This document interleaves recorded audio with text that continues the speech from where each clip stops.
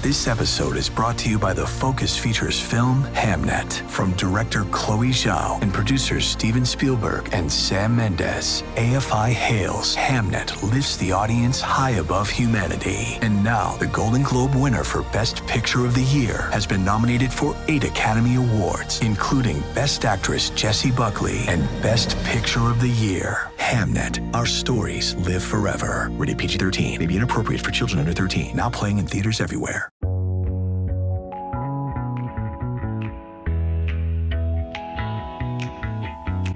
Hello and welcome to episode 542 of Contending at the Water Cooler. I'm your host, Clarence Moy, and I am joined by the other two M's plus special guest. So M's and special guests, let's go around the cooler and tell the listeners who you are and where they can find you on the internet. Joey, let's start with you.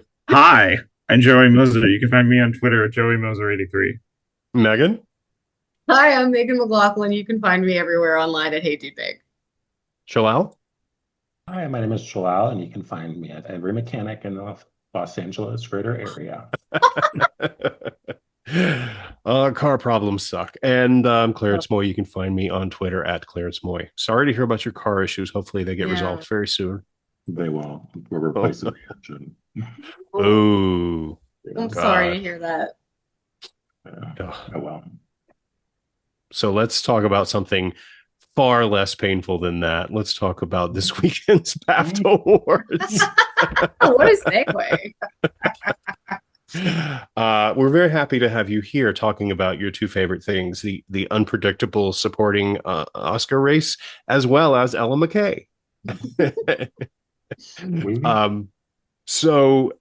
But first we're going to talk about the BAFTA Awards. And, this weekend, last week we talked about the supporting actor race. This week we were going to talk about supporting actress, and we still will. But we came out of last week going into the BAFTAs. We thought we knew what was going to happen. We thought Stellan Skarsgård was going to start to win things and kind of march to the podium, which he still may. And then we thought Teyana Taylor was going to continue her march through the awards race, and BAFTA said, nope, we're going to throw you a giant curveball. And they handed their awards to Sean Penn from One Battle After Another and Wunmi Mosaku from Sinners.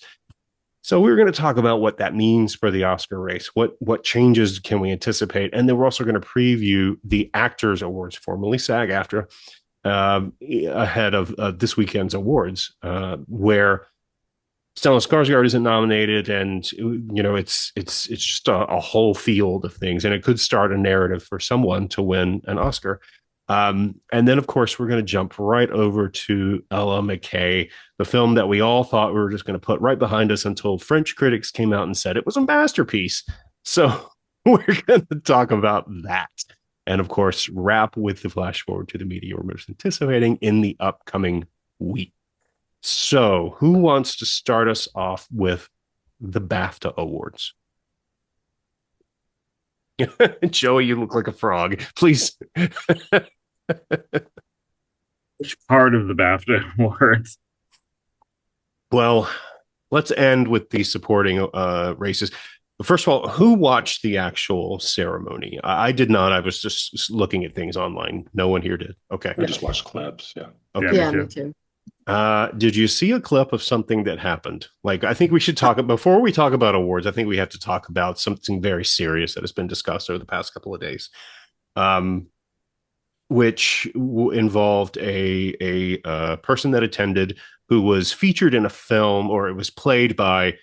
It's the real life person who was played by. It's John Davidson. He was a nominee. Right? John Davidson. Okay. Yeah, it was Megan, his story. Go I was ahead. gonna say, I Swear was the nominated film. It's like his story. I've heard it's a really great film. The actor who played him in it beat Timothée Chalamet. Won 2 awards, technically. Oh, did he win 2 awards? Well, yeah, he won, Rising Star one as well. which is a complete surprise. And I've seen some clips from it, but this person in real life, John Davidson, has Tourette's syndrome, and during the BAFTA announcement with presenters Michael B. Jordan and Delroy Lindo, he yelled out the N-word, John Davidson, and not because he has Tourette's. people obviously were really upset online. I mean, it's a hurtful word to hear. It brings up a lot of nuanced conversations about race and Tourette's syndrome and disability. And I encourage people to read Clayton Davis's piece in Variety about his like perspective on it. But it's been very viral, and also this wasn't the only thing that happened. Like there were this man has tics, obviously, and so he was also, you could hear him through, like, when Paddington was up there presenting, which I'm still trying to figure out how Paddington was there, but when Paddington, so this is something that's, this, and I guess they made a statement ahead of time, like, hey, this is happening, like, this man is here tonight, he has these tics, so everybody was aware of it. So it wasn't like a surprise either. But there's the thing that's nuanced about this is, or like that people are freaking out about, is that they think that BBC and BAFTAs handled this poorly because they could have edited out the tics, and also because they did edit out somebody saying "Free Palestine" for the second year in a row. They did that. Yeah. So that's kind of where the controversy lies. And Jalal, you should probably speak more to this, but what have you been seeing online? Real quick, before I get into that, correct myself. I thought he was nominated for writing, but he didn't receive a writing nomination. So just want to clear that. As we were talking about before we all logged on, this has been making me like ill all weekend, seeing the reactions online. So I really suggest people just don't go online and talk about it. I think it's really nuanced situation, an unfortunate situation for everyone involved, including Delroy Lindo and Michael B. Jordan and anyone else who was affected by it, as well as the man with the disability. Yeah. And I don't think there's a villain between anyone. I think that everyone should be approaching it with empathy and understanding. And I've seen a lot. It's turned into a really nasty conversation about disability access and disability rights, where I've seen a lot of like misinformed posts about him online and about disability access in general, where people basically don't want disabled people in public. And I think there are ways to have really important conversations about access that we're not having. And I think people should just also remember there are children out there with Tourette's who are seeing this. We're also talking about it in the lens of a white man with disability and Black people who were affected by it. There are thousands, if not millions, of Black disabled people who also have to sit and watch this in a really uncomfortable way on the internet. There's also a lot of people who are engaging with disability for the first time. So I just think that it's been really hard to watch. It's affected me personally. It makes me so sad. And I was going to add, people should also, Balin Out Loud she had a really interesting statement about things too. If you are going to go online, even though Jalal just told you not to, but if you can't help yourself. No, go engage with people who are engaging with this topic thoughtfully and with, I think, compassion and understanding to all sides of it, and not trying to create mass hysteria. Yeah. Agreed. I mean, I do think the producers of the BAFTA show who aired it online should have been able to, bleep it. That's, you can't, you don't, I've seen some comments online that said, oh, he shouldn't have been in the room. He should have just been on the red carpet. He should have been, at the back of the auditorium. He shouldn't have been where he was. I mean, he should have the equal rights to a seat in the auditorium as same as everybody else. Like, you would never ostracize somebody else because they had another disability. So, I mean, just you support that, but you should also make accommodations for it. So if you think he's going to say something that is against the grain because of his condition, then make accommodations for it. And to your point, they did for Free Palestine. So That just is so damning to me that's the villain of the whole thing, or the producers of that show, who made the call to not mute it and to air it later. Well, yeah, because the moment itself is really like, it's not like you can miss not understand what you hear, because it's heard. Oh no, he froze. Christ. I can hear you, I think, now. There you go. There we go. Go ahead. I just think it's you can hear it very clearly as soon as I think Michael B. Jordan is done talking, and it's not like it's not a distinguishable word. Like you can clearly hear what he says. And it's really sort of just like, really, you couldn't fucking take that out of the show. It's really like, ooh. I feel sad that we've humiliated multiple people in this. We've humiliated Michael B. Jordan and Joe Orlando. We've humiliated John Davidson, who does have a right to be. This is probably supposed to be one of the best nights of his life. His movie, like a movie about him, one that's about the very thing that he is dealing with, and not dealing with, he lives with. And I just think what an embarrassing thing for everybody that could have probably been avoided.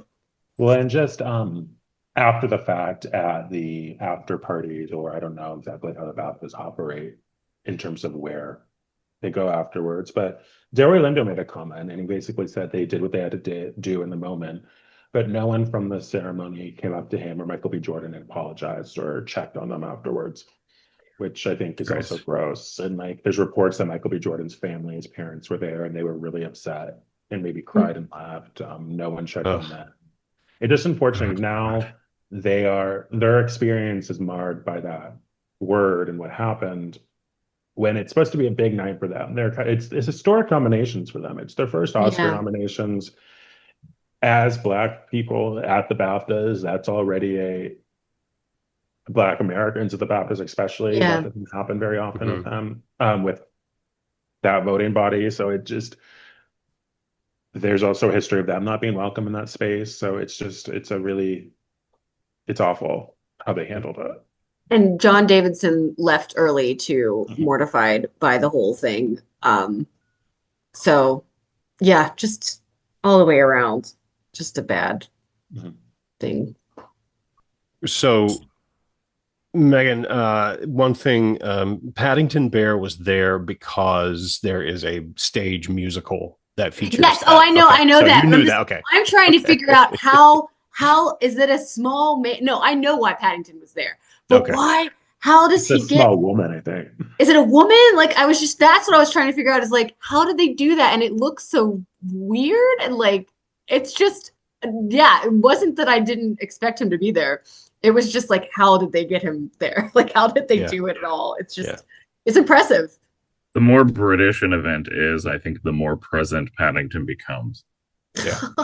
I love his outfit. I want to just dress like, I kind of dress like Paddington Bear already. You did that in high school. What do you mean? I know. So the supporting races now. Most of the categories, with the exception of Best Actor, most of the categories went in something of an expected way. I mean, there were a couple of minor surprises, like One Battle After Another winning cinematography. That was a bit of a surprise. But the two supporting races, I think, were the two sort of marquee, not marquee, but the two main pieces of conversation that came out of the awards, where Sean Penn and Wunmi Mosaku won. So, first of all, what do you think about these wins and their impact on the Oscar race? Do you think all of a sudden now BAFTA voters, and I saw the percentages, and something like 50% of BAFTA voters are also Academy members. Do you think they're going to sail in and throw support behind both performers, and maybe the races are so close that it does, put one or the two of those performers ahead? Like, how do you think it changes the race? I think it just leaves it really up in the air more than ever, because somebody was saying that, like, the last time they saw something like this was the Nomadland year, where it was like, I think Carey Mulligan got Best Actress for, was it Golden Globe? SAG went to Viola Davis, and BAFTA went to Frances McDormand, and ultimately Frances McDormand won. So people were like, Wunmi's gonna win. But I don't know. It's like, it makes it really more exciting that you really don't know who's going to win. It could be any of them. I mean, Amy Madigan has been campaigning around a lot, and I see a lot of people like pulling clips of, her stance against Elia Kazan. Yeah, and like just like stuff like that, and how she was, what did they say? She was also like at 2 surprise wins or something. Like, I've just seen a lot of buzz about her still, just like, recognizing how awesome her nomination is. And I mean, Teyana Taylor has been everywhere too. So I mean, it's clearly, I think, between those three. But and then for the best supporting actor, I think that I mean, we always knew Sean Penn was a threat. I guess he just hadn't won anything yet. And then I still see people predicting Benicio. So it's I don't know. I also do want to mention I think the other big surprise was Timothée Chalamet not winning. Because they said, wasn't it like Marty Supreme like won nothing, right? It's one of BAFTA's biggest losing. Yes, that's what films. I saw too. Yeah. So I mean, was that a film response or was that a Safdie response? Ooh. Yeah, I don't know. Oh no. Jesus Christ, really? I always think you're having this really, you're like gonna, oh wow, he's revving us up for something, and then he just stops. Am I moving yet? Yeah, yes, you're moving. You're good. You're oh, fucking Christ. So I've been thinking a lot about, in terms to talk about Best Actor, I think it's I just feel like it's kind of weird that Marty Supreme isn't like poised to win anything else, because I was looking at I don't think this means anything, but if going back through Best Actor, the only two performances that didn't win in recent memory, that won Best Actor but nothing else with it, is Will Smith in King Richard, and I think Eddie Redmayne in The Theory of Everything. Every single other performance. What? The Whale. He won won makeup. Makeup. Yeah. Oh. So like the Brutalist one stuff, Oppenheimer, The Whale, The Father one adapted screenplay, The Joker one things, Bohemian Rhapsody, no comment. Darkest Hour, makeup, Manchester by the Sea, screenplay, The Revenant, other stuff. Dallas Buyers Club, makeup, Lincoln, other stuff. Artist, Best Picture, King's Speech, Best Picture. The only two performances going back to 2010 where actor won but nothing else was the two that I mentioned. So I was like, does that mean it's weak? He's weak. Should we be looking at other things? Does he become the third person? I don't know. I currently still have him at number 1, but I don't know. That is really interesting, because then maybe it is Michael B. Jordan. Now I'm starting to think that we had 3 podcasts. Clarence or Jalal mentioned it. Who mentioned it? Jalal, I think. Okay, that's an interesting pick. Because the other thing that I was thinking of in terms of casting, now this is obviously the British. BAFTA's only had casting since 2020, right? Yeah, it's only been 4 or 5 years. So whatever has won casting at BAFTA has also had a performance win. Will that become a thing with the Oscars too? We won't know that for a couple of years. I Swear, obviously, won things. Honora, that's where Mikey Madsen like overtook Demi Moore. Demi Moore, thank you. Like West Side Story won, Elvis won, Rocks won casting, and Joker won. I would have to see if maybe The Holdovers winning casting is the only. Vine Joey Randolph won Best Supporting Actress. So a performance that's, I think, tied to at least the BAFTA casting every single time. So it makes me wonder if One Battle After Another wins Best Casting, will there be a performance tied with it? Is it Tiana Taylor? Is it Leonardo DiCaprio? But then if Sinners wins, does that mean Wunmi Mosaku wins? Or someone else, Delroy Lindo? Michael B. Jordan. Michael B. Jordan. Or Delroy I don't Lindo. know. So this isn't offering anything, but it just makes me wonder if there's going to be a correlation later. Lots of conversation. So I also think that casting category is a little. I don't think we should put a lot of stock in the casting category of BAFTAs, because I think that voting body is very different than the Academy voting body. And I think most, if not all, of the BAFTA winners in casting would not be frontrunners or even nominated at the Oscars. Like Joker and Elvis, I don't think are things that would go on to Oscar wins, or I Swear or Rock seem to be British things. And I don't even think Honora would be a front runner at the Oscars last year for casting, because of the fact that it was cast by Sean Baker. He doesn't hire casting directors, and I feel like the casting branch would be upset about that. So I think it's just kind of, it's an interesting anomaly, I think, for the BAFTAs, which I like. I like it when things are like that and have lives of their own. But then it also, but it's like, that's also hard to gauge, because like connecting it to the three acting categories we're talking about, does that hurt? I mean, that would also mean we'd have to take Amy Madigan out of contention. She wasn't nominated. Yeah.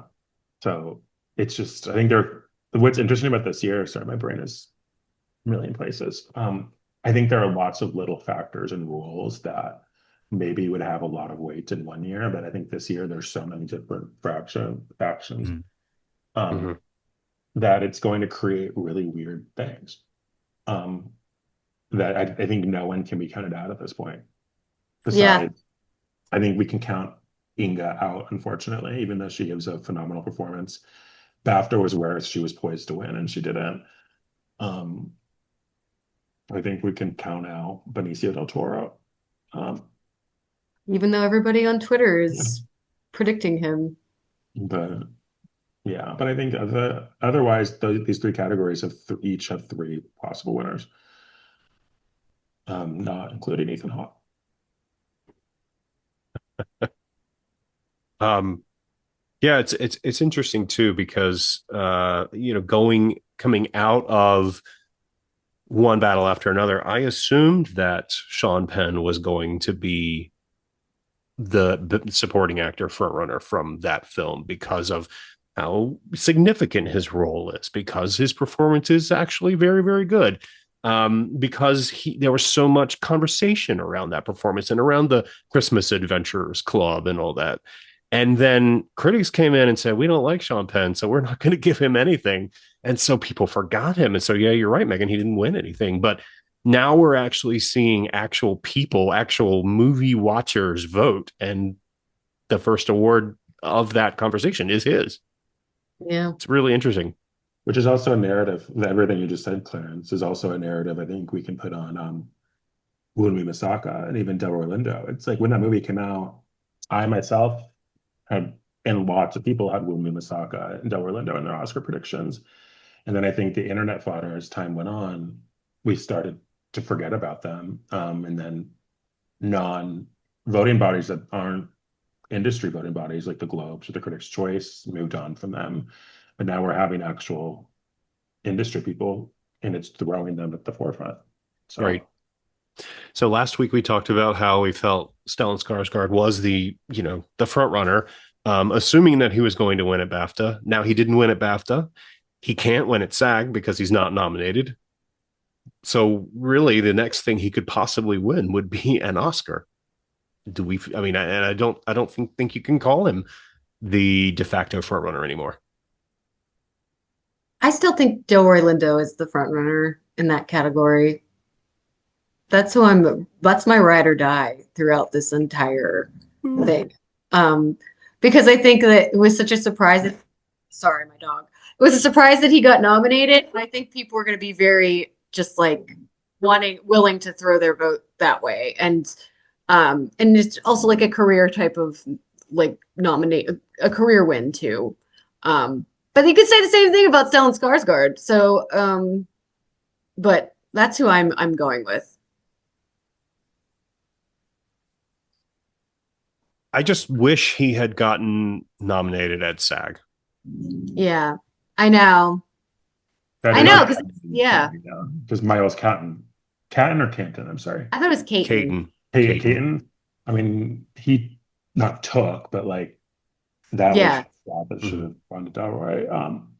So it's interesting that they didn't go there, but I don't know. I think this category. I think Megan, you were talking about different categories being compared to different things. This is, I think, to me so far is very reminiscent of Regina King. Yeah, I literally just checked if she wasn't nominated at BAFTA either. No, she wasn't nominated at SAG. No, she lost Emily Blunt there. So like I think in the end, Stellan Skarsgård fills that role. He's well known, he's popular. It would be a career thing. People are going to vote for, especially if there's not a clear alternative. There's multiple alternatives. And also sentimental value is more popular with the Academy than it's been popular in other branches. Like they SAG liked sentimental value, but I think the Academy went even harder for it. Yeah, they did. Propel it a little bit. You mean BAFTA? SAG did not like sentimental value. What did I say? You said SAG liked sentimental value. I thought you said you didn't like. Oh, sorry. Yeah, well, SAG didn't nominate it at all, which right. I don't think is a critique of the film. I think people have to remember also that SAG, DGA, PGA, WGA are industry awards. They're guild awards, they're union awards, which is why I'll never call it the actor. And we're at a time where COVID and the strikes decimated this industry, and it's hard for anyone to work. So it doesn't surprise me that they want to spend that time in their voice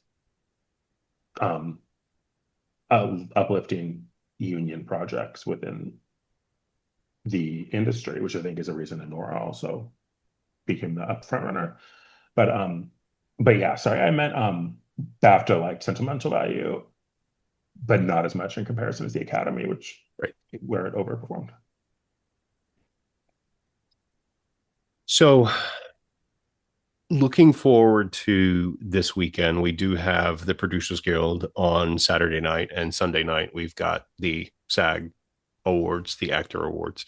Starting with Producers Guild, who do you all have for the Producers Guild?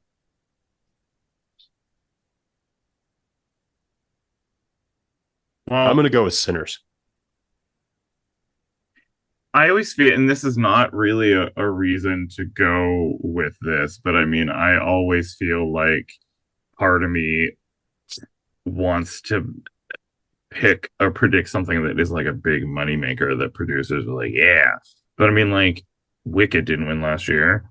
So I mean, like, I don't know, it just felt like I think I'm going with One Battle After Another. But I would, I don't know. It was also like a hit. And also, I think. Yeah, that's what I mean. More of an unlikely hit to me because it's like, you know, like a Paul Thomas Anderson. I mean, he always makes great films, but it's like, it's not like he's a box office juggernaut. Whereas Ryan Coogler more or less is, I would say. Can I ask a controversial question? You're saying One Battle After Another was a hit?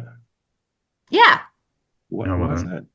It wasn't? Didn't make money. No, it was considered a flop. Was it? But it was like number one at the box office, wasn't it? I don't think you're wrong, Megan. I think that narrative that you're talking about is a narrative that a lot of the people in the Oscar circle are talking about. But it made $70 million or whatever within the domestic box office. But how much of that was film bros going to premiere screenings where they have to pay $1 million to see it over and over again. Where I don't know if does the average person in America know what One Battle After Another is? No. They know what Sinners is. They know what Leonardo DiCaprio has a movie. That's about it. But they haven't seen it. They don't even watch it on HBO Max. And that's not me trying to shade the movie. I like the movie quite a bit. I just question how many people saw it. Well, the reason I'm not picking Producers Guild, even though I'm torn, because I can see people just still clinging to that narrative about the immigrant crisis that is so prominently featured in the first 30 minutes of the film. But I can also see people saying, you wildly overspent on that movie. That movie is deemed a flop because you spent $100 million on a Paul Thomas Anderson movie. And are they going to reward that? That's interesting too. I don't know. I'm still going with it. Yeah.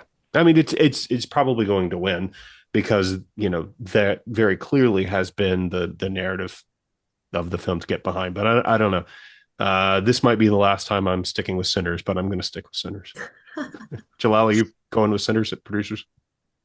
Yeah, I think so. Joey and I are one battle after another together. Give me a high five. There's nothing else it could be, right? No, I don't think so. So sometimes I go back to what's the year? Oh, you're talking about like The Big Short and The Big Short years ago. Spotlight and Revenant. And Mad Max, yeah.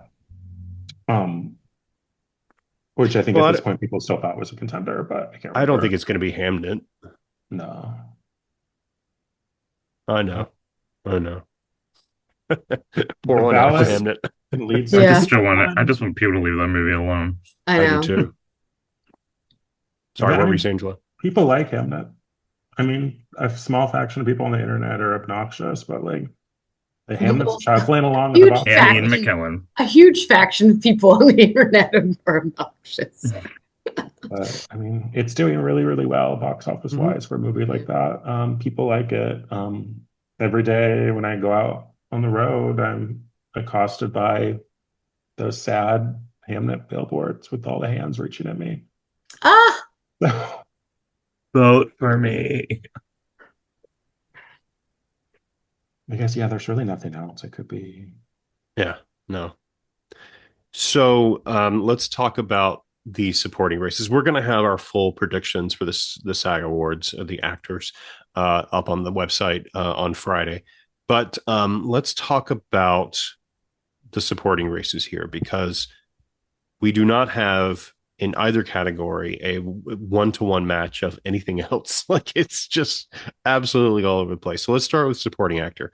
We have Miles Caton for Sinners, Benicio del Toro, One Battle After Another, Jacob Elordi, Frankenstein, Paul Mescal, Hamnet, Sean Penn, One Battle After Another. Now, two of those actors are not nominated for actors, Paul Mescal and Miles Caton. So is this the beginning of a Sean Penn narrative? Or does Miles Caton get it? And then it's kind of for Delroy Lindo. I don't know why I'm on the Delroy Lindo train, I guess. But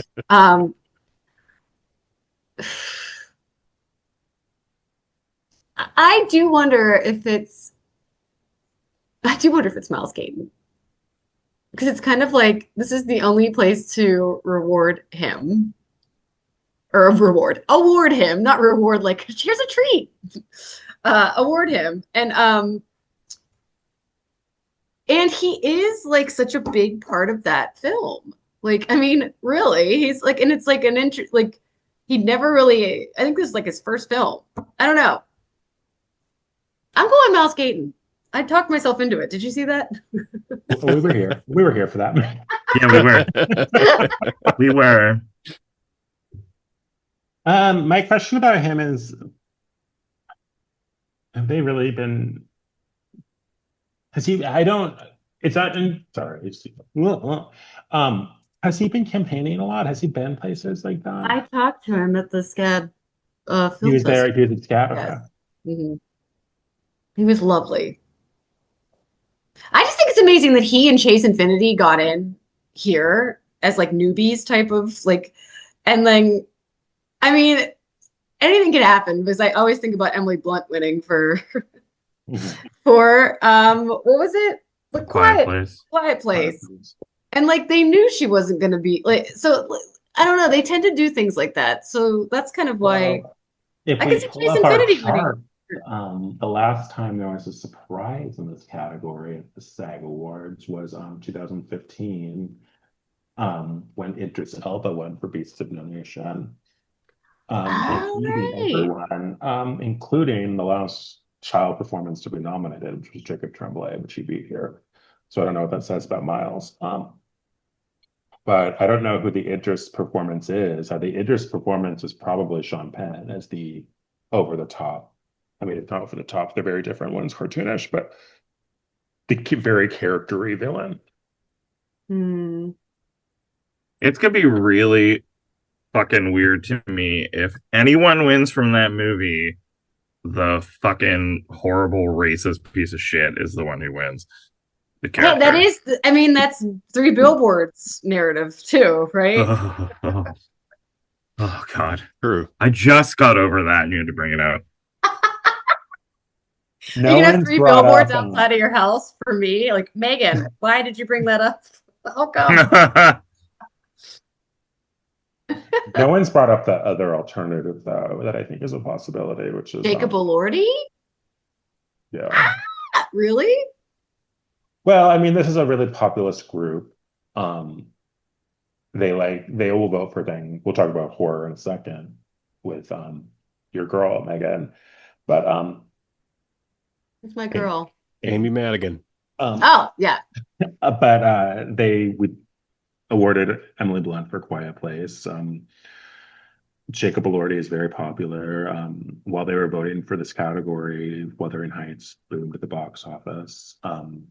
And no matter what people say about that movie, it seems like good or bad, most people liked Jacob Elordi, or were at least indifferent to him in that film.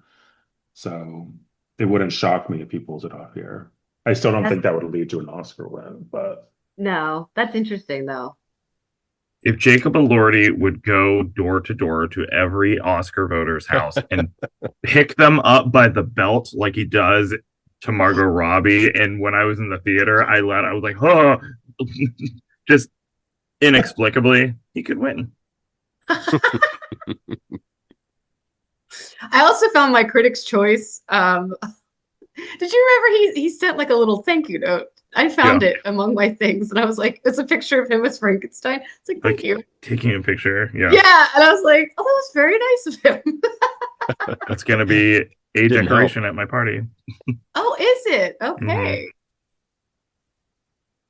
So Megan's going with Miles Caton. Jalal, who are you going with? You going with Sean Penn? For SAG? Yeah, Sean Penn. Okay. I too am going with Sean Penn. Joey. I'm going to go with Benicio. All right. Just fuck it up. So I think, Jalal, you wanted to go talk about the horror leanings of SAG at times. And so looking at supporting actress, they have 2 opportunities to award a horror leaning performance. Oh, yeah. I always forget to me that Wunmi is a horror leaning performance just because at the core of that performance, it's so emotional. Yeah. That I forget that. But yeah, I mean, like SAG is more than any other group, I think, is very welcoming to genre.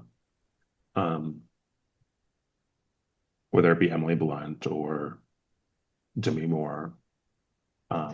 Yeah. And they're the only ones that are giving us 3 witches. Mm-hmm. Yes. So it's interesting. I think that gives Amy Madigan room here. I think you're right. Succeed. Yeah. Joey, she will win. Right. Joey, can you imagine a remake of Witches of Eastwick with those 3 actresses? I have thought about it. I would love it. Let's do it. That would be amazing. So Joel, you were going with Amy Madigan. Megan, are you sticking with Amy Madigan? Yeah, I think I am now. I'm feeling good. Oh, Joey froze again. Yeah, we'll come back to him when he's not frozen. I He's gonna I kill think me. I think I'm I think I'm gonna go with Teyana Taylor on this one. Just to make it Wait, it really could be interesting any when of it them. comes to. Well, I don't think it's going to be Odessa. Ariana. I mean, Or it's gonna. I Ariana. mean, Wunmi. It could be Wunmi. It could be. I mean, of those three, of the Of the yeah, I three, don't. yeah. Yeah, I don't think it's gonna be Ariana and Inga's the other one, right? No, No. No, he Odessa. doesn't. Oh, Odessa that's as right. young. I don't think it's gonna be her, but Yeah. oh, I that's think right. Amy Why did I we just talked also about sentimental value not being nominated? Why did I? Amy also gets a benefit, I think, looking at this category again, as we just read through all the names. She's the established actress here, where everyone else, Tiana Taylor's like second film, third film, Ariana Grande's second 1.5 film, Odessa Zion's Yeah. first film. Wunmi's been in multiple films, but a lot of which though are as bigger, higher profiles. So I think that also helps in a voting body of her peers. Yeah. So, Joey, who do you have here? Just because that BAFTA win made me feel really good, I'm gonna vote for Wunmi Mosaku. Nice. I don't remember a race going into the Oscars. It was like, I don't know. It could be anybody. Yeah. It's fun though. It does. I mean, it makes It's it fun. fun, It's yeah. so much better this than to have it prescribed. You know. So I'm enjoying that. Can I ask, to kind of wrap this up, it's just came across my mind. Do we think this is going to be, if the SAG Awards are very different than the BAFTA award winners, do we think this is going to be a BAFTA year or a SAG year? Because it feels like recently the Academy goes back and forth with which one they align with more. Interesting. I don't know. Yeah. Because I don't see. I think Sinners probably wins ensemble, SAG ensemble. And so it's going to come out of SAG, even though if it loses PGA, I think it comes out of SAG with some increased momentum, which would, I don't know. Do you think, okay, say, this is what I've been thinking about a lot. Say Sinners takes both PGA and SAG. Do you think that is more of a threat to win Best Picture at the Oscars? Oh, definitely. Okay. It'll be like just last year where Anora. Sophia Gascon dropped a bomb on the internet, and then the next weekend, Anora domino affected 3 things. Yeah. Yeah. And that's the end, right? And then we wrap up into the Oscars. Or Oscars are 2 weeks after that. I think that's the last precursor. Yeah. Okay. Yeah, And voting voting starts on Thursday. Yep. And it wraps, what, on Tuesday? I think so. Let me see. That's a really short window this year for final round voting. Through the 5th. The 5th. Okay. So it's 9 days. Oh, that's okay. All right. No, I'm a liar. It's a week. I was looking at today on my calendar. I'm a fucking idiot. All right. So let's jump to the conversation I think we're most anticipating this week, which is Ella McCay. So, Jalal, why are we talking about Ella McCay? It is the 2027 Oscar frontrunner. With no precursors going to swoop in and take it. They're going to write it in. So, Megan, why don't you tell us what Ella McCay is, in case there are members of the listening audience who aren't familiar with James L. Brooks's masterpiece? Marie, this is for you. Ella McCay is a film from James L. Brooks that probably would have starred Anne Hathaway if it came out 15 years ago, I think. It stars Emma Mackey, right? Emma Mackey? Yes. Yeah. Mm-hmm. as Ella McCay, which is weird. That's like they say it's like not an acronym. It's some sort of an anagram of her name or something like that. Mammogram? Anagram. Am I freezing now? I'm freezing now. Oh no. You can enjoy this. Wait, that's a wild screenshot, Megan. I already took it. No, I hate you. I hate you. Can you hear me? Hold on. Yes. Okay, I'll continue to talk as my face is like this. I think it's because I was updating my picks on Gold Derby and it probably screwed things up. Turn your camera off and then turn it back on. See if that helps. Okay, I'm gonna do that. Okay. I can't. It's just thinking. I do love this face though. There you go. Wait, am I back? Okay. Yep. Yeah. You're back. I'm back. So it's about this girl who, first of all, I thought it was going to be about a teenage girl who becomes governor because she looked like a teenage. It's like herself as a teenage girl is not much different than her adult self. She's a 34-year-old woman who the narrator is just nuts about. The narrator is Marge Simpson, the voice of Marge Simpson. She becomes governor, but she's becoming governor because her mentor, what's his name, Albert Brooks, is going to become part of a cabinet. So she's going to get this role, but she's upset because there's like a sex scandal where she was having sex with her husband at this like at a government apartment, and she's going to be in trouble for it. I mean, there's so much shit going on. There's so much going on in this. Like, can I? So much and nothing at all, somehow. Yeah, I was going to say, none of it is interesting or relevant, was a thing that I wrote down. I also wrote, a narrator should never be nuts about the protagonist. I think that's like rule number one. Like, because we're not getting like an accurate view of this character. I wrote also like, spit it out, Ella. Also, why does the narrator know so much about the protagonist? That's the other thing. Why? I don't know. It should have been narrated by Jamie Lee Curtis. Yes. There were so many things about this, which I was like going to go in with an open mind, but I also felt like I was trying to like keep up the whole time. I felt like it could have been a TV show. Like it felt like it was trying to cram in all of this backstory and all of this, like the flashbacks of her and Rebecca Hall were really unnecessary. Like I didn't even need to know any of that. You could have just said, "Oh, your dad was cheated on your mom through the years," but we kept going back to that. Wait, so I wrote down, spit it out, Ella, and James L. Brooks, because I'm like, what's the point of this? Each flashback adds a new character and is completely unnecessary. Like each time they went back, it's like, well, let's add her husband. Well, let's add this. Let's add that. It's just like, who are these people?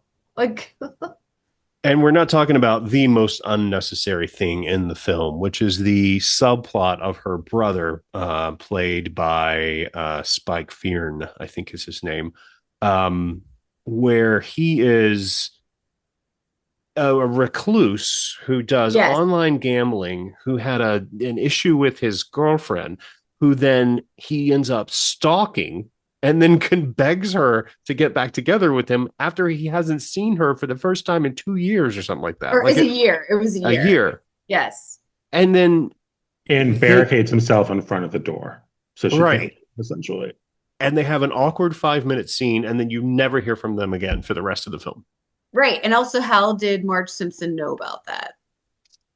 If she's the narrator. She's the voice of God. That's clearly yeah. It does take you like down that path where I'm like, what am I watching at this point? Is it just an excuse to put Ayo Edebiri in this film? Like, why are we doing this? You guys are also forgetting the most important part of this movie. Jamie Lee Curtis. She's there. Jamie Lee Curtis's wigs. What does the movie open with? Ella McCay reading the definition of trauma from a dictionary out loud. Right. Yes. So is her trauma the fact that her dad was a cheater? And the mom died. and the mom died. Right. Her trauma is that she's bad at her job. I was also kind of like, is she good at her job? I No. also hated the way it treated like women in this film. Yes, it's incredibly sexist. Yeah, it is but like misogynistic, and how she is terrible at her job. It literally doesn't have any character, and then she only gets. I mean, spoiler alert: she only gets to be governor for 3 days because she's so bad at her job. yes. And she when she goes into her cabinet meeting and she just babbles on and on and on and on and on and on, and then there's the commotion at the door where her husband has released the sex tape or whatever, and then they knock her down, and I yelled like, January 6th when that happened. Like in my house. She gets a concussion, but they don't rush her to the hospital. Yeah. It's just inconceivably bad. I also don't understand why it needs to be around the recession. I feel like they like make a point, like even like again, they introduced the other cop character who's like, I really need the money right now. Can we go into overtime? Like, yeah, what is that? Yeah, and I was like, this is unnecessary too. I don't need to know about this guy. Like, is this just to reinforce that things are tight right now, like for everybody, I guess. But also like spend too much time on that. Like they spend too much time on characters. Like I said, none of this is interesting or relevant. I was kind of like, what does she learn at the end? That she's not good at her job, that she got married to the wrong person, and that like I just like, what did she learn? And her husband isn't even a real character in the film. Like he's just awful. Like just bad. Just he's a bad guy. That's just there's no nuance to him whatsoever. And it's the worst performance that Becky M. Baker's ever given. Because she's given nothing to do. And the biggest question I had, I'm sorry, this is the last thing I'll say, then I'll let you guys talk. The biggest question I had coming out of this film was, why can't Ella McCay hear Kumail Nanjiani from the back seat of the car that she's riding in the state in which she was born? That's true. She can never. Why was that a recurring thing? I'm sorry. What? I can't hear you. Is it just? Did he stutter? Are you deaf? Is she just rude? She's like, oh, you're brown. I'm not paying attention. Yeah, I was gonna say that's what I thought. It reminded me a lot though of like, it's like The Intern, but for idiots. Is what I felt like. She reminded me so much of like, this is like an Anne Hathaway character, and like, you know, that she's talking to herself, and it moves so fast too. I thought it was going to take place in like one day at some point, and then it's like, no, we're jumping ahead. She's going to be the governor. Well, now Megan, it can never have taken place in one day because they waste an entire day where she's stoned on the couch. Oh my God. Which I did relate to that as somebody who accidentally got stoned on Christmas Eve. But I was like, this is accurate. And she campaigned against legalization. And I was like, who are these people? Yeah, her politics were out of control. I also like how Marge Simpson had to be like, and this was a time when this was not legal in her state. Like it was like little pop-up and that video. State is the state in which she was born. Fuck you. And she was also the third youngest woman to hold that office in that state. Right. Yes, that's right. Speaking of that weed scene in The Brother, the movie puts so much attention on the illegal activities of her husband and how that ruined her career and her governorship. It also seems that maybe her brother was also doing insanely illegal activities that also would have ruined a normal person's career. He was a bookie making $2 million a year on online gambling. And she was just like, okay. And like, no, that sounds illegal. Yeah. 100%. They never. I don't get the point of the entire movie. Like, I can't even see what James L. Brooks was trying to say. And it in some ways, I feel like he's trying to be like, this is what normal people should be like, because they struggle with everyday things and like money and or like families are crazy or, you know, trauma sucks. But I mean, he falls into these old stereotypes, which, you know, he wrote one of the greatest films about women ever made, which is Terms of Endearment. Now, granted, it was based on the Larry McMurtry novel, but he brought that novel to screen, and those are two very fleshed out, very complicated, very complex, very beautiful characters, and then gave us a film about a woman who comes to terms with her trauma by screaming with Jamie Lee Curtis for 10 minutes. Yeah. And like the trauma, I mean, I don't want to minimize anybody's trauma, but like I will. I was kind of just like, okay, he was a dick. You've moved on. He didn't cheat on you. Yeah, like she like kind of holds on to this so much, like she's the most wounded person in the world. I want to be like, girl, you're a governor. Like you've seen people who've been through shit. Like, come on. Her mother knew about it, and she chose to ignore it. Like she made a decision. So, Joey, what did you think? You've been uncharacteristically quiet. I think this movie features the darkest bowl of tomato soup I have ever seen. I think. Wait, is it the tomato soup that's supposed to be watered down as well? Well, it's well, like she's eating like I'm a slut for a grilled cheese sandwich, and like at the end when she's just like, I have a concussion. She's eating soup. And I was like, that is gruel. That is not the same. So even James L. Brooks doesn't know what a grilled cheese sandwich is. The minute I knew that this movie was unbelievable was when the scandal comes out and they call her Little Miss Nooner and her approval rating goes up.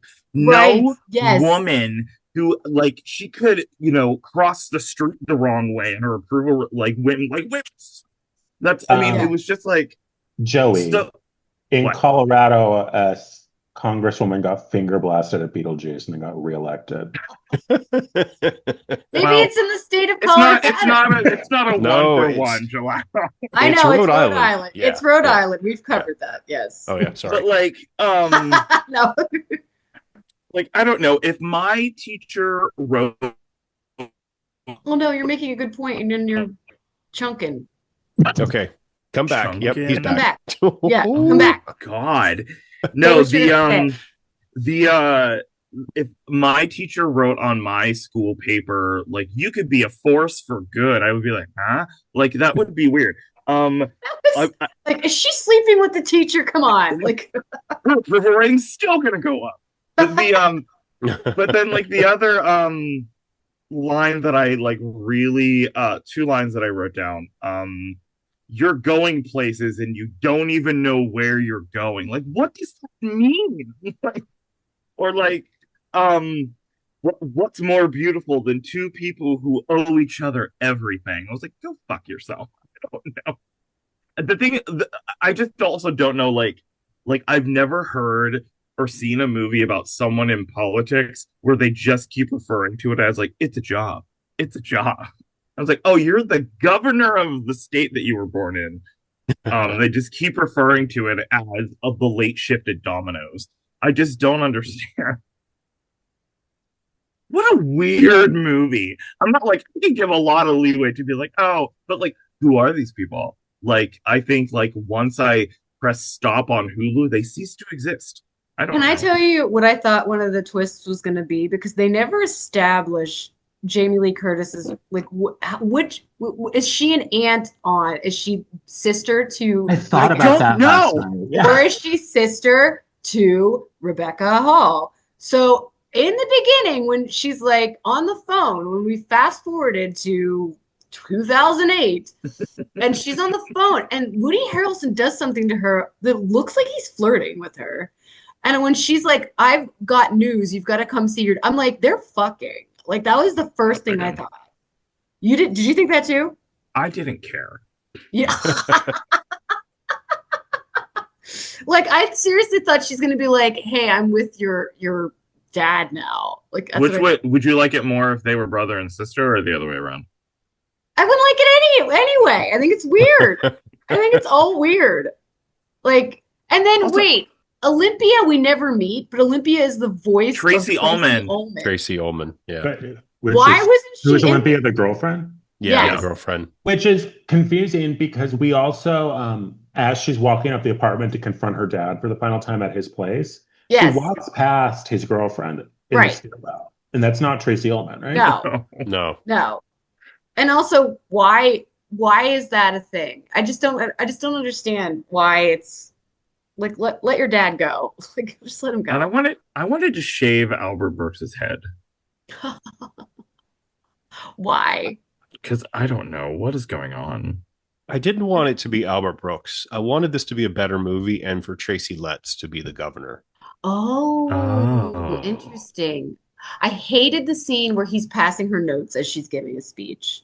Like I thought I know it was supposed to be cute, but I was like, this is incredibly demeaning to this woman. Was it That supposed to she's be cute? Yeah, because he's like, thank me. And then she's like, okay, and she keeps going, and then she's saying all this terrible things, and then he sends her another note. Never mind, don't thank me. Like I But knew that was supposed to be the joke. why is she a windbag? We talk about Witches of Eastwick. She's given basically the same speech that the windbag gives in Witches of Eastwick, where the witches were like, cause a storm to appear and blow this away. And she's given the exact same speech. I've never seen The Witches of Eastwick. Oh. I'm sorry.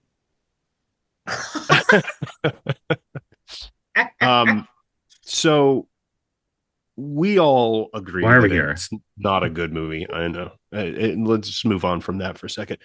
But French critics called it a masterpiece. They compared it to a Frank Capra film. They praised it as a sublime, wonderful comedy and a philosophical tale with melancholic questioning and sublime dialogue, and proclaimed it deeply moving. Like my bowels, maybe. Why? Moved me to another room. Like, what do you think it is about this film that inspired French critics? I don't know, to be honest. I mean, it's the most un-American take on politics, I would say. Like, you're absolutely right that she would, oh, she's Little Miss Nooner, but her points have gone up. Like, no, it'd be the biggest scandal in town. Everybody be calling her a whore. Like, come on, this is 2008. And Frank Capra films, I want to tackle that direct comparison because Frank Capra films like Mr. Smith Goes to Washington or It's a Wonderful Life, that there was a level of competence within that main character. They weren't the best at their jobs, right? But they had great intentions and an enormous heart, and they inspired people to rally to their cause. She inspires people to literally throw sandwiches at her. I mean, it's like you can't call it Capra because they have no confidence in the main character. I think the Caperness comes from, and maybe I'm way off base with this. I have searched my brain for a long time trying to figure out this comparison. But also when we talk about like what the movie is about and watching it, because I watched it, I was the one person who saw it in theaters, just so everyone is aware. And I don't mean among this group, I mean in America. And then I watched it again last night on Hulu. And I've thought about it for weeks on what this movie is supposed to be about. And I think what he wants it to be about is trying to sit and have this commentary about humanity and how we're all so lost right now and we can't rely on these institutions to help us. The better way is for us to each help each other individually. Because the one person she helps individually is her brother. And that is the only Capra-esque thing that I can think of that loosely we could correlate between the two. And I don't even think she helped people individually. I think her brother was doing just fine and she abandoned the state that she was born in. Well, then she does help pass that thing for the dental, for the smiles or whatever, the teeth thing at the end. Of all the Tutors. issues that Rhode Island has. Toothy Tutors? Is that what it was? Yeah. I think so. Maybe it's Capra-esque and it's like characters that are a little like even the acting, I would say, is a little like not over the Capra wasn't necessarily over the top. That was the style of the time. But I feel like it does have the like old fashionedness of like a town, like a small, like, well, it's Rhode Island, but it like feels like a small town where everybody knows each other, even though it's not. Like, I don't know. Like Jamie Lee Curtis is kind of like they're all a little over the top, I guess, and old fashioned. Maybe Is that's that why. where the sorry to cut you off, Megan, but do you think that's where the Marge Simpson of it? Why am I forgetting her name? I'm sorry, but I Julie know I Kavner. can't. That's yeah. it, Julie Havner. Yeah, is that where the what were we gonna say?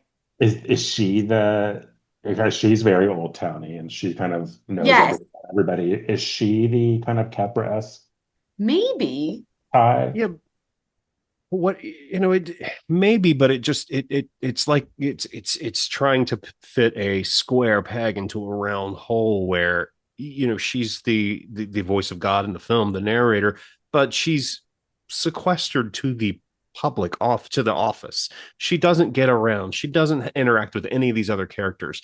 You don't even feel like she knows half the people in this town. So I mean, well, I guess she is in the audience when Ella is giving the blustery speech. But yeah, I mean, it could be, if that's the intent. It's this screenplay should have been gone through. It should have gone through at least 8 more edits. It just is just a horrible screenplay. Can I ask? Sorry, go ahead. No, go ahead. I don't want to. I have a question. So, um, when she, when it cuts to her, like, and her husband finishing having sex, do you think she likes to wear a scarf during sex, or there was a scene that was cut before, like maybe she was wearing the scarf, she just never took it off? I love that. Probably heavily edited would be my guess. Trying I to just shape this into imagine. something. I think we are entering an era of sex wear, thanks to Wicked. Like what you will wear: the cardigan, the scarf. Next, I'm hoping for a line of boots. A line of boots? Is that A what line you of boots. Anne Thompson was well ahead of her time with the sex scarf. um, which, by the way, I'm still trying to wrap my head around, Megan, the fact that you haven't seen Basic Instinct or Witches of Eastwick. I'm sorry, but I've seen something with a scarf. I've seen Ella McCay though. I've seen Ella McCay. Yeah. This could have been. We talked last week. I didn't even know the sex scarf correlation. We could have had a sex scarf double feature between Ella McCay and Basic Instinct. Yes. I will watch that. I will watch it. We need to have a Megan Basic hasn't Instinct seen. Yeah, I was going to say we need to have a Megan hasn't seen these films film festival. I know. All right. I think we've beaten this dead horse quite a bit. So let's move on to the flash forward to the media that we're most anticipating in the upcoming week. And Jalal, why don't you go first? What are you looking forward to? What was that? Sorry, can I see that face again? Sorry, I got distracted because I was reading about how Samuel Jackson is going to star in a spin-off of The Tulsa King, and it's going to be called the something silly. You're not gonna tell us what it is? I lost it. Is it Okay, like I can. Fresno King or something stupid? I was just thinking about how our greatest actors are being lost to Taylor Sheridan. And what am I looking forward to this week? It's Frisco King, formerly King. titled Nolo King, which Frisco King is so close to Frisco Kid. The Cisco Kid was a friend. You know, there's already going to be a porn parody called The Crisco King. Ooh, I love that. I don't think I'm looking forward to, is anything coming out? I'm sorry, this is not for me. Scream 7. Scream 7 is coming out. No, not in my world, not in the land I'm living in. But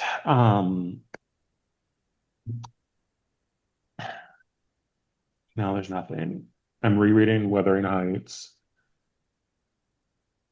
right now and enjoying that. Not rereading. I finished it like a month ago or a couple weeks ago before the film. And now I'm just rereading my favorite chapters and having a lot of Nice. fun with that.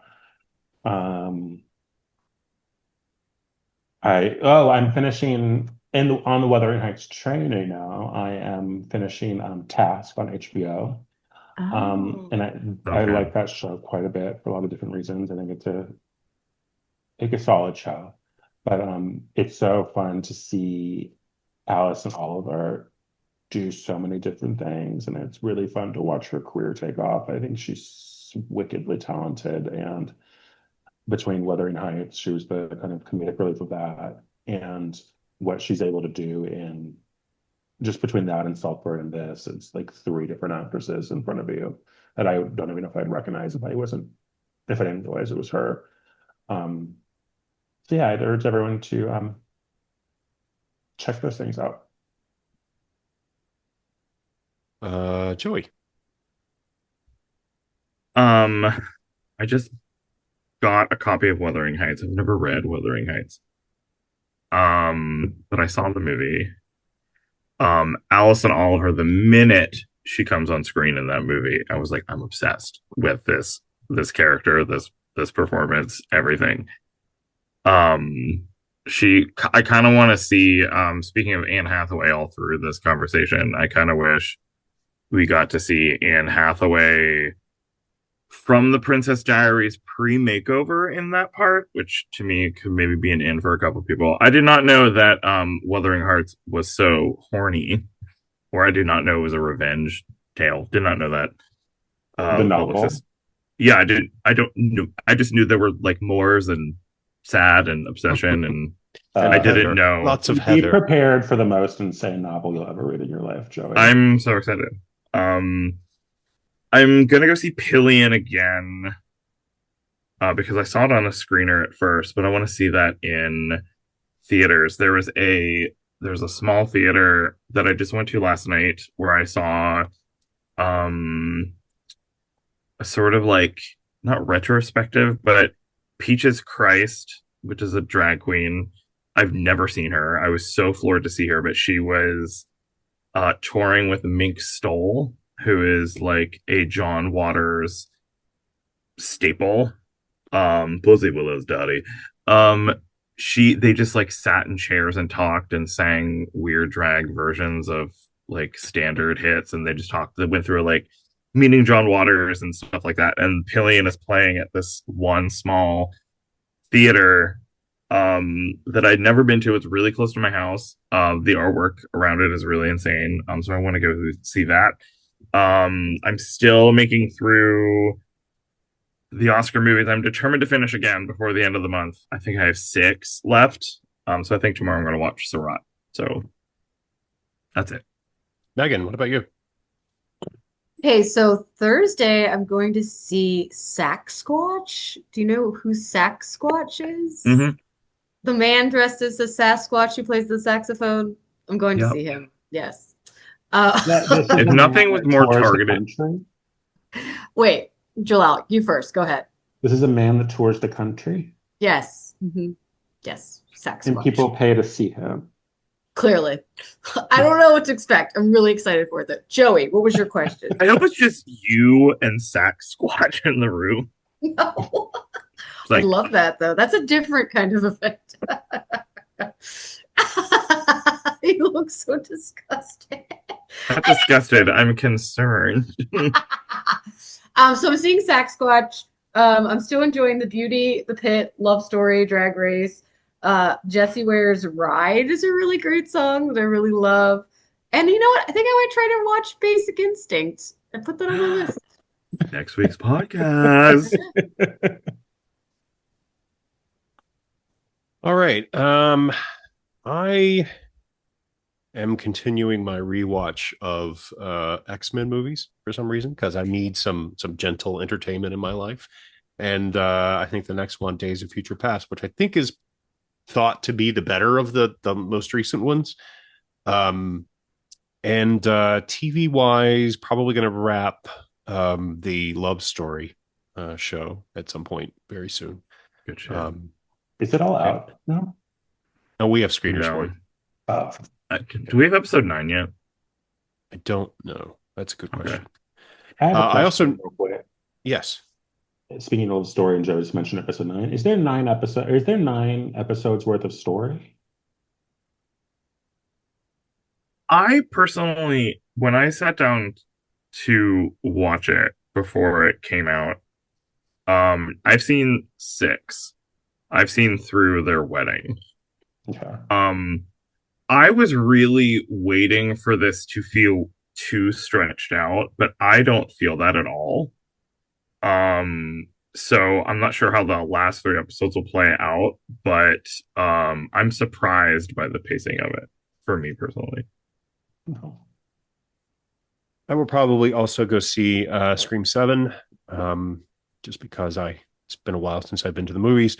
And wrapping up my Dan Brown book Inferno, and may watch the film for the first time, which was one of Ron Howard and Tom Hanks's biggest flops of their careers. So anyway, so does that cover it?